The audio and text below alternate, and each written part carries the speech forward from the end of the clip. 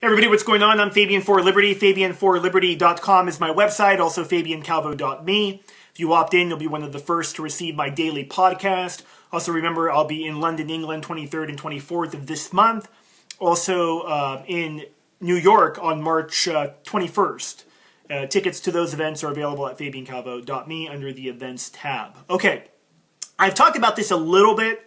I want to break it down, economic ramifications, everything going on right now with respect to a secretive coup I believe the West, and particularly Obama, is launching against Vladimir Putin. And of course, Obama has no power. He is run and a pawn of the New World Order, but he is the figurehead of all of this. So just let me kind of preface that. Now, the world right now, ladies and gentlemen, is witnessing economic warfare, I don't think like we've seen probably since World War II.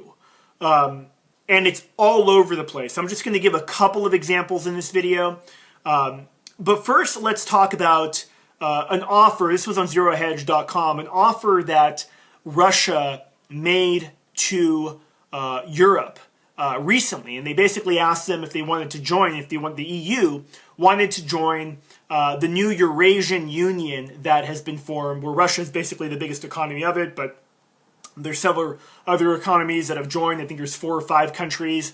They're trying to see if the Chinese will join as well. Now remember, this Shanghai Cooperation Company, or whatever it's called, is like a Eastern NATO has already been formed, where Russia and China are in it. India is likely to join. Pakistan is likely to join as well.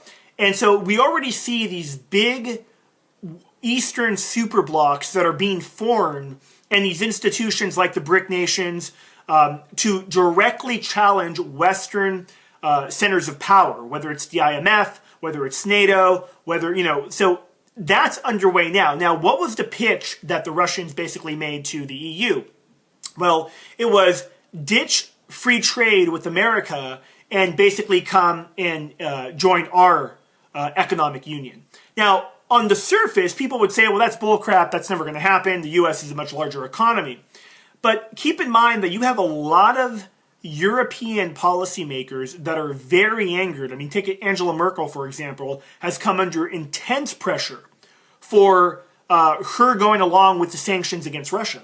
It's directly harming the German economy. And to quote the former Italian prime minister, he said, quote, "The weaker Russian economy is extremely unprofitable to the Italian economy." Now, yesterday I did a whole video about Greece and the contagion. And many of you may or may not have heard of the term MAD, mutually assured destruction. And this is what basically we used to have with the Soviets, where it's like if you nuke us, we'll nuke you, we all die. It's mutually assured destruction of both countries. Well, today there's mutually assured destruction of economies. And the globalist central planners, when they plan things like the EU or the North Atlantic Union, whatever it may be, they understand that if Greece falls, all these other countries will fall. It's their way of being able to consolidate power, where it's like blood in, blood out. You know, you get in, but to get out, it's going to be complete economic destruction. And that's why most people don't go along with ditching free trade agreements or whatever. It's like why the U.S. will never get out of NAFTA or CAFTA. I mean, that's basically the reason there. Mutually assured destruction. If Greece defaults and leaves the EU, many, including myself, because again, I don't believe anything that the books of the Greek economy has. Like, I don't believe the books that the U.S. government keeps, which, by the way, they keep 3 sets of books, and if you or I did that in our business, we would be, they'd SWAT team our house, probably. Point is this, is that Greek economy falls, the rest of Europe could likely fall. Now, the sanctions against Russia are hurting the EU and hurting European countries all throughout Europe. How much longer are they going to keep going? I mean, the U.S. economy, actually, consumer spending was up pretty good in December, was doing pretty well, and obviously it has a lot to do with the falling gas prices. But where does the coup against Putin come in? Now, Dr. Paul Craig Roberts, who's routinely interviewed on Greg Hunter's USA Watchdog and InfoWars and other former, architect of Reaganomics, former, I think, editor for the Wall Street Journal, he said last year, his sources were telling them that, and to quote here, that Obama had marked Putin for assassination. Now, remember when the missing, or the Malaysian jetliner that was shot down over the Ukraine went down, there was a lot of speculation that they were actually aiming at Putin's presidential airplane, like the Russian version of Air Force One.